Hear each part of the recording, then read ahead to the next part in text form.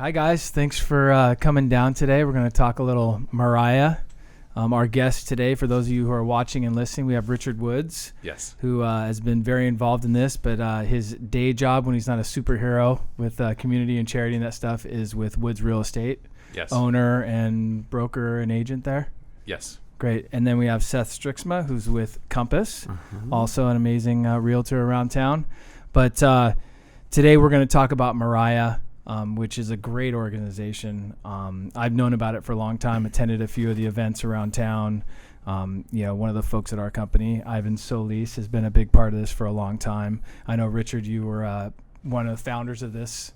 That's right. Yes. Organization, and now Seth, you're on the board. So have some experts here with us today. So excited about the conversation. I know we'll get into the event that's coming up. We want to definitely get the word out on that and get some people there. And I know those are a ton of fun. I can speak from firsthand experience. I don't know if I remember a lot of the one that I was at, but that sounds about right. Yeah, that sounds the about summer right. one I don't remember very much. But Yeah, they leave a lot of people a little foggy headed the next day. Yeah. So not really intended, but it happens. I know it's a good time. Everyone always speaks well of it. So let's talk a little bit about Maryah and what it is. I know it stands for Metro Area Realtors for Young Adult Housing. Did I get that right? real estate professionals for young adult housing, because we wanted to include more than just realtors in this type of community project. So that's where title came in with Ivan Solis here at Lawyers Title. We had lenders, we've had other affiliates, we call them, as well as real estate agents. So this started about 15 years ago in the back patio of Lucy Abernathy in Mission Hills on Palmetto Street. I'll never forget it. I've never heard this story, actually. Yeah. Well, let me back up even further. David Yoder, who's no longer with us, who was the really impetus to getting this whole thing started, and Gail Hillen were instrumental in having the center, or working with the center, in order to do a project like this, of the first of its kind in the entire nation for LGBTQ primarily, but it's structured for youth between 18 to 24-year-olds. Anyway, they helped secure a building downtown, the Sunburst building it's called. It's on Broadway and 16th, is that right? Yep. Yeah. And once we did that, David was just so involved in the community, such a sweetheart, and he got a bunch of us together in Lucy's back patio again. I think there were about 12 or 15 of us, and we were like, so now what do we do? They've got this building, they've secured it, they paid cash for it, or whatever the case was. They had no overhead with respect to continuing to own the building, but they had ongoing maintenance. And so we, as professionals related to real estate and youth housing, were very interested in finding a way to supplement the center's budget to give these 18 to 24-year-olds a place to live. Mm-hmm. There are 23 units? 23 units total in the building. It was interesting because it was a condo conversion at the time that couldn't go through because there was no parking. So the center was able to pick up the building for a rather good price. In any event, it's 23 units that are made available to 18 to 24-year-olds, because what the center found in doing their research is there's nothing for young adults. There's plenty of youth programs available through the city, the county, the state, all sorts of things that are supplemented by the government. And at the time, there wasn't anything for 18 to 24-year-olds. LGBTQ, not necessarily an element that has to be the deciding factor to getting into the building. And then you have to have some other quality or issue with respect to your life, a drug addiction or a health issue that has led to you being homeless or in need of assistance. The program's really unique. They each get their own unit. It's fully furnished. It's fully equipped. The kitchen is equipped. They've got sheets. They've got towels. Mm-hmm. They've got all sorts of things. It used to be, and Seth, you would know better than me, what's now given to these youth that live there.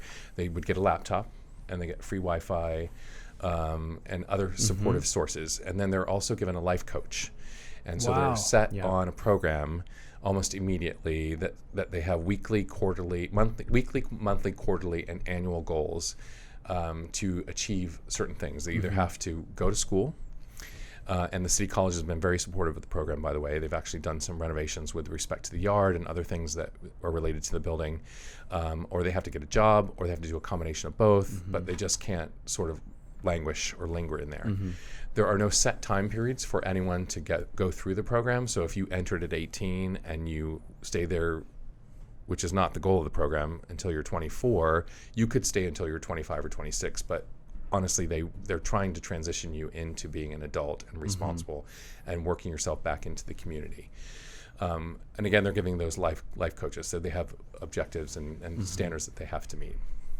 Yeah. That is a great description. Yeah. And I'm impressed by how much they're doing just beyond, because I think in my like narrow scope of just not knowing what I don't know, was thinking, okay, it's they give them shelter and, get them out off the streets and that kind of stuff, but it sounds really comprehensive. It's incredibly comprehensive, and they make them responsible.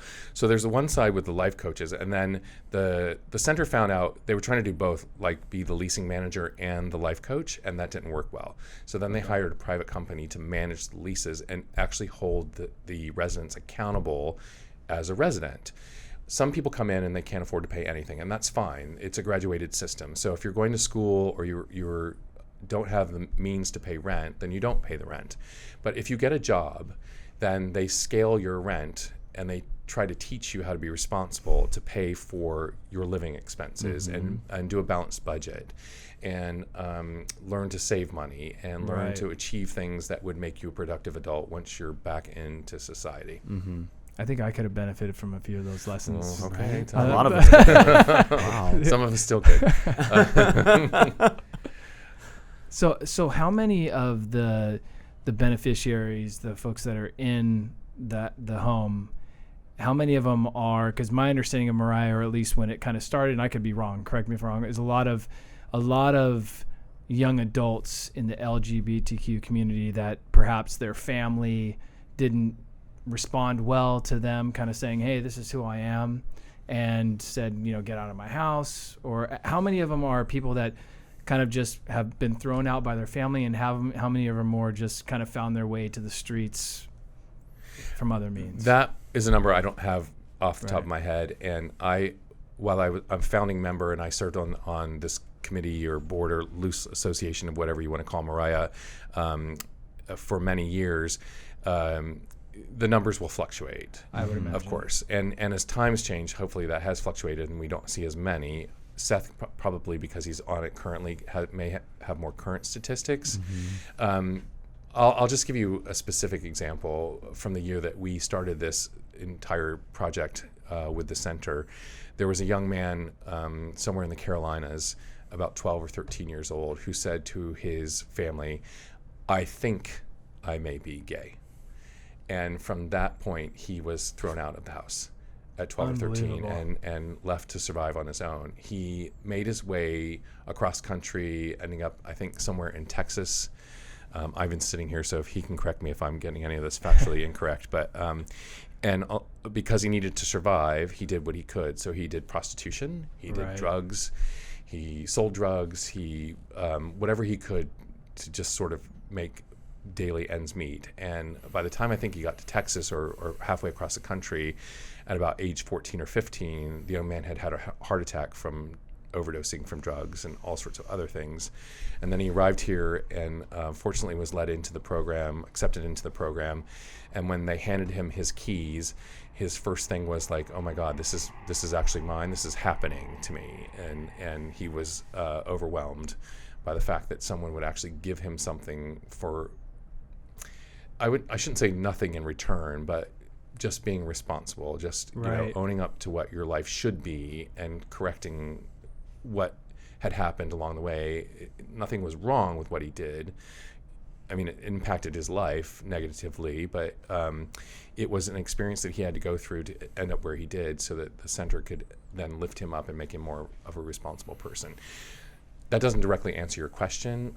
I think there's still a high percentage of people that do in certain demographics in certain areas of the country, including here in California, we're not immune to it, where people may even just suggest the fact that they're and it's not even just being gay or lesbian anymore. It's being transgender. Sure. Is that On the spectrum. is the new Right. issue, and more complicated issues related to it and what families may do with it. But anyway, the point is that they seek out these places like what the LGBT Center Maryah has, and I would say it's probably still a high percentage of youth Yeah. that are Yeah, impacted. it is. It is quite a high percentage. But something really cool that they also do is they allow the residents to have like support animals as well. So like I remember when I toured the center, there were actually a lot of kids that had pets. And so it That's also great. teaches them to kind of be a little bit more responsible, and it's kind of an emotional support animal as well. So Sure. that helps with a lot of stuff like trauma or stress or anxiety or anything too. So Right.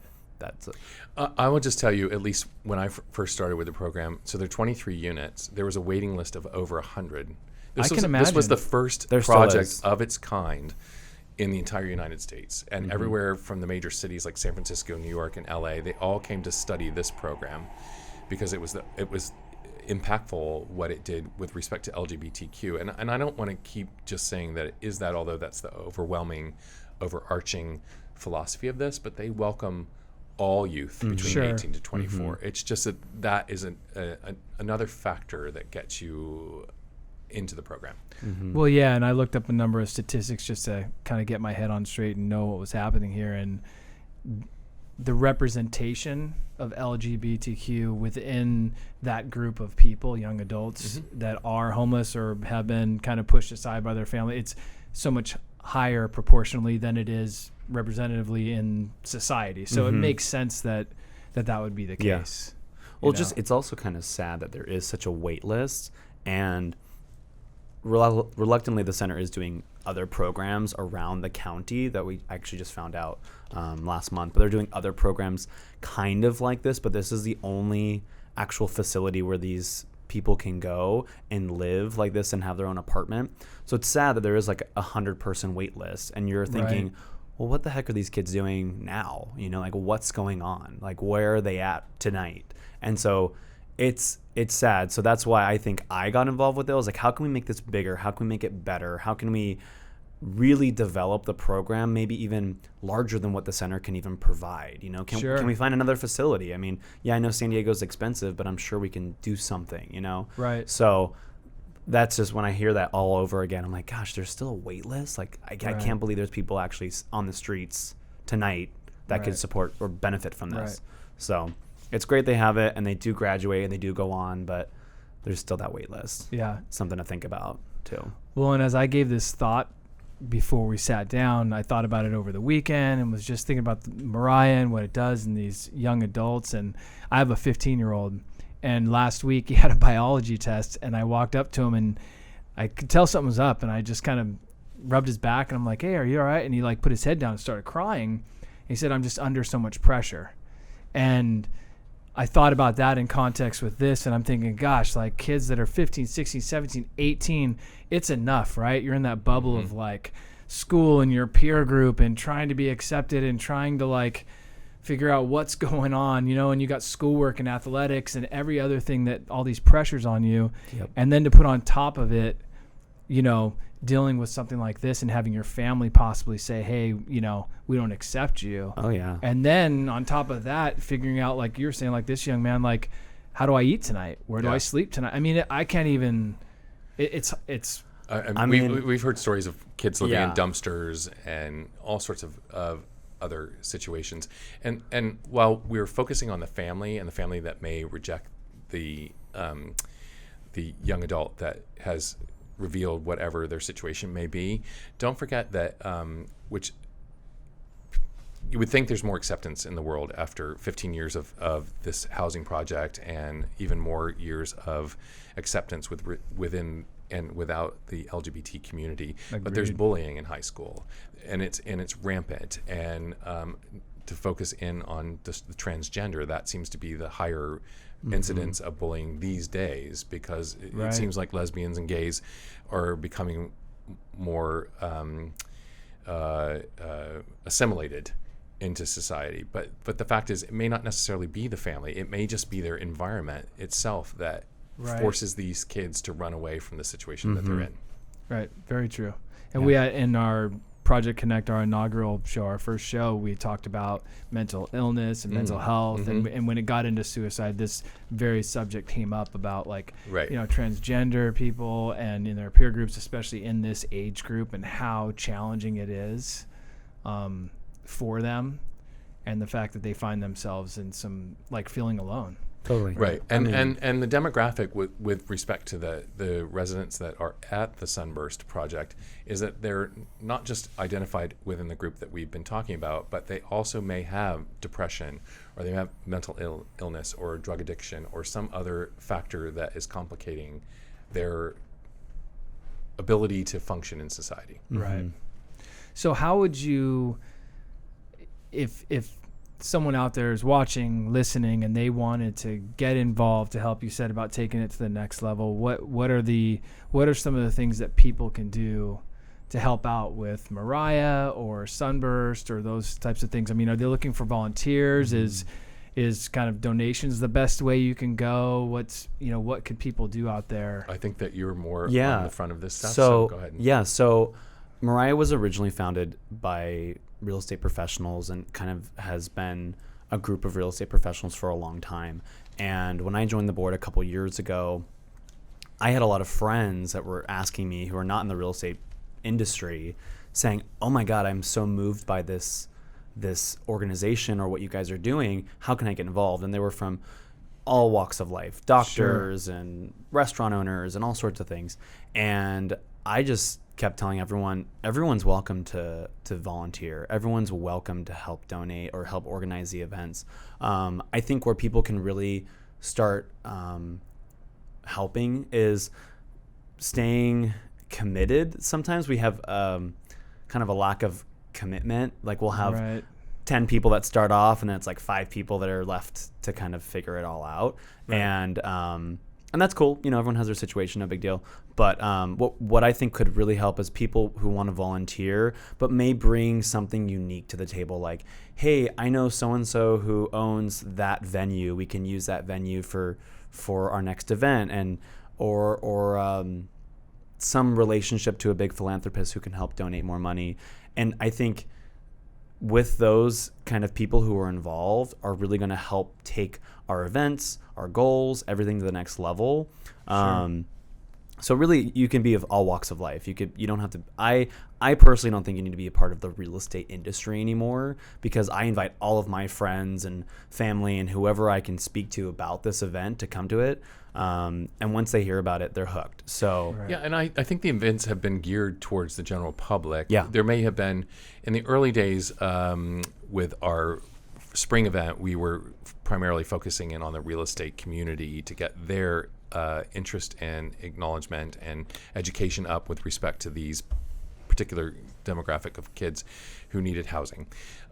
Seth's right, though. You need to get out to the higher or wider community to see what they can do for you. And it's not necessarily that you always have to ask for money. Of course, money solves a great deal of problems. Sure. But he mentioned venues, but then restaurant owners, if there's someone who wants to participate, because they currently do 3 events still a year? It's anywhere from 2 to 3 events. 2 to 3 events. And they need people to donate food, if possible, Right. so that they don't have the expense and the overhead of bringing in food vendors or someone who wants to sponsor. I mean, let's face it, alcohol makes every party a little bit more social. Sure. So if somebody wants to sponsor a bar or something of that nature, or entertainment, it certainly cuts down on what the current board has to do as far as covering expenses versus giving money to the actual project itself to support the residents within that project. Right. So there's many ways that people can support. In fact, we had talked at one time, another option, and it never got off the ground, was maybe doing like one of those home model things where you have designers come in and decorate a room of a house or someone's house, and then you do like a tour of it for 3 months. Right. And something like that, because the theme is housing related. Like if we can keep it housing related, that's great. It doesn't necessarily have to be, because whatever makes money for the project itself and the residents, that's fine. But it's kind of fun to just think of different options that if anyone else out there is hearing this and they want to help remodel a house and then sell tickets to show it off as a showcase house. Yeah, which a lot of we have investors and clients who they have new projects that they flip all the time and want people to come through. I think a lot of this is, again, where people can really contribute is, again, not just their money, but bringing their time, bringing their skills, and bringing their network, because sometimes that's even more valuable than the money. Get more people to know about Correct. what's happening. Like this whole past year, the goal of this was to tell as many people as we can about the project and about what's going on. And I swear, at our summer event, I didn't know half the people, and that's great, because I don't want to know half the people, because I want them to be all new people to know about the event or the organization. Sure. So really, it's just getting the word out so people can get involved and just build on what we've already started, for 15 years. Right. I think that, and I don't know if you guys are planning this, Seth, at the Harvest Howl. We used to do in past events, we would bring either a current resident or someone who's graduated from the program, and of course there are privacy issues, and people may be shy about talking about their personal experience. But when you actually have someone stand up, which we've had at a few of the Harvest Howls in the past, and relate their experience, it's so moving, and you can't help but want to get involved, because it's a demographic that we can all understand. We've all been 18 to 24 at some point, and struggling with just the normal effects of being in that age group. So to have other struggles, I remember one time, I don't know if you remember that guy at Top of the Park who had called his dad right before he went on to talk. I think he did an internship with State Farm, David's company, and he worked for Susan Davis' office or something. He'd done miraculous things after being on drugs and other issues with his life, and he called his dad right before he went up to speak to on the microphone to tell his story to the entire group. And apparently he didn't either hang up the phone or he intentionally put the phone in his pocket, and his father heard his whole story, which the father had not heard or understood completely. And this young man brought everyone to tears, and his father was on the other end of the line and actually heard firsthand his son tell his story very eloquently and articulate. Wow. It was pretty amazing. It was very moving. I know we've tried definitely to bring people who've graduated from the program. Sure. I know there's a lot of red tape around that, but again, you can always reach out and ask as well. That's an amazing story. Really, really amazing. I mean, we always say, when we started this Project Connect, that if we touch one person, if we change one person, we win. Sure. I mean, and this clearly has touched so many people. Could you imagine in the back patio when you guys were talking about this? No clue. Probably what we over were doing. cocktail or something. We didn't even saying, know what are how we we were going to to put the first party together. Yeah. Oh my God. Thank God for Ivan, because he had all the wine somehow. I don't know how he raised all the alcohol. But it was at Hamilton Row, which is like, that project's like 15, 20 years old. Hamilton Row. And we had the garage doors were all open. It was sort of this common driveway you had to go down, and we had the garage doors open. And it was cool because it was a new project. So the real estate people, and that's why we focused it on real estate, got to see a new project, and they got educated about this youth housing project. And then we had leftover food, and we had like, oh my God, it was just kind of crazy. It was after party.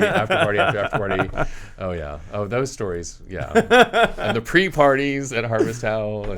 But those are the best memories. Me to tell you too much about the after parties we had. When you're having fun with people you like, and you're, you tied it all together, right? It's business, it's friendship, it's for a good cause, it's changing lives. I mean, talk about a success story. It's pretty incredible. Yeah. Yeah. So tell us about Harvest Howl. All right, Harvest Howl. So the premise of the Harvest Howl, and it may have changed over the years, but for this year, we're focusing on bringing in local restaurants from around the community. Some of them have just opened, some of them have been around for years, and basically they're bringing in some sort of like sample small dish that they will pass out to the people who attend. That's super fun. On top of that, we're doing a for real legit costume contest this year, which I'm super excited about. Nice. The theme is just Hollywood films, Hollywood movies. So I mean, you could be like Star Wars or Indiana Jones or whatever. There's a million movies. We just wanted to make Beetlejuice, which I have a great shirt for that. So, and then to make it even more fun, the winner of the costume contest wins a trip to Hawaii. So we're really trying to push the costume thing, because again, we want, what I've learned is it's cool to hear that an event raised a certain amount of money, but what's going to be even more lasting is them walking away thinking that was such a great time, and I think these little things like the costume contest, and there's going to be like palm readers and tarot card readers there, which will be fun too. I think just making it more of an experience, people will walk away thinking, I can't wait for the next one. Because to be honest, that's what our summer event was like. People walked away thinking that was just so much fun. And for weeks after that, people were like, oh my God, that was the best time. That was the best time. When's the next one? When's the next one? So, when I went to one of the casino nights, I was telling you before we started the show, it was a very fun night. So I will say from firsthand, it was a blast. It's a good time, and the drinks are flowing, and the dancing is happening, and like you're just having a good time. And like down like at the root of it all, you're doing it all for a good cause, And there's obviously a moment where we talk about it all and kind of touch on what we're doing and what the program is and everything. But this year it's on October 24th. It's in it's next week. Yeah. From 6 to 9 p.m. at the Abbey in Bankers Hill. We're going to, have a red carpet out and have people kind of strutting their stuff as they come up the red carpet. You have some great pictures with all the costumes. I'm so excited for it. I'm going to go as Indiana Jones. So I think that'll be a great costume. But, that's basically. I was thinking more Priscilla, Queen of the Desert for you, but that's okay. Go for it. I gotta be a little masculine. I like Indiana Jones. I think he's hot. But that's the premise. I mean, we're still confirming all the restaurants. In past years we've had like a beer garden or like local performances from local bands or something.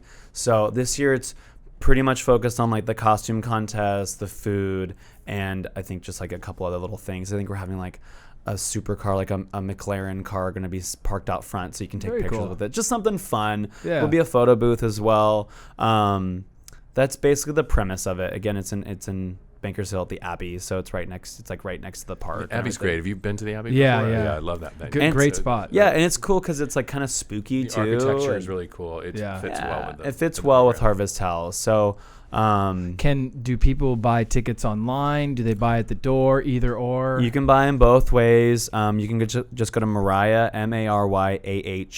MARYAH.org. That's going to take you directly to the site where you can buy tickets. And for all the other real estate professionals that are listening, this is a great opportunity to invite clients and past clients to come see what you're doing. So, in this industry, a lot of us, we need to stay in touch with our clients. And what more fun of a way to do that is by having a party and really showing them what we do and what they do and get them involved and have some face-to-face time and catch up and, Well, that you're connected with your community, and that goes beyond your commission and finding a client a house or selling a client's house. You're involved in and invested in making sure that the future of your community has stable housing, so that they become stable members of a community, and then workers and homeowners themselves eventually. Exactly, and tickets are really affordable. They're only $25. So. I think they're actually $30 at the door, but they're $25. Sure. We learned from previous events that the lower the price point, the more people will get there, which will make the event more memorable because, oh my God, there were so many people at this event. That was such a great time. We want to get it in. A lot of the money does come in from sponsorships, from our sponsors. Like Richard's a sponsor and Lawyer's Title's a sponsor, and we get a lot of our funds from that. But we do actually get a significant chunk from our ticket sales. So again, they're only $25. I mean, I've invited probably like 50 people to come to this event already. So sometimes I'll buy them for clients, or I'll just let people know, hey, they're only $25. Right. Like, it's going straight to charity. So that's the gist of it. That's really the gist of it. And I would say, as someone who, it's our company's donation, but as someone who runs the company, like we get asked to donate a lot to a lot of different this is one that feels really good. Good. You know what I mean? It never feels bad when you're trying, but like, exactly where it's going, that it's making a difference. Mm-hmm. I mean, it's a really great thing to give to. So if anybody's watching or listening, if you're going to do it, this is a great option. Yeah, for sure. And it's a fun event. So, I mean, yes, you're going to go there and you may buy a couple drinks, or you may do the 50-50 raffle and you're spending some money. But again, it's a really fun event, and at the end of it, it's for a good cause. I've had previous moments where people were like kind of complaining about ticket prices, and I'm like, you guys, like, where can you go in San Diego like, for right? $25? it's $25 and Right. we're gonna have a great time. So I'm super excited about it. I've been really pushing for the restaurants on that end a lot, and we've had a great team kind of taking care of the marketing, and it's been a really good collaborative effort for this event. So I'm looking forward to it. Really looking forward to it. Yeah, So, we are too. Yeah. A few of us are going, so it'll be Cool. a good time. So before we finish up, I wanted to ask each of you, if you had someone that was in this position, someone's out there, maybe they're listening to the podcast or, on their iPhone or whatever, or they see it, and they're in a spot where they're homeless or struggling or don't get the support that they had hoped to get from their family, what would you tell them? What would be kind of the advice, or what would you say to someone like that if you saw someone like that struggling and had a chance to talk to them? Don't lose the faith. There are programs like this, and if it's not this program that's right for you, there are other programs, I'm sure, within the county. But this group of people is the most caring group of people. The center is run extremely well. Reach out to the center. Get to the center. Get to the center on Center Street and seek out help.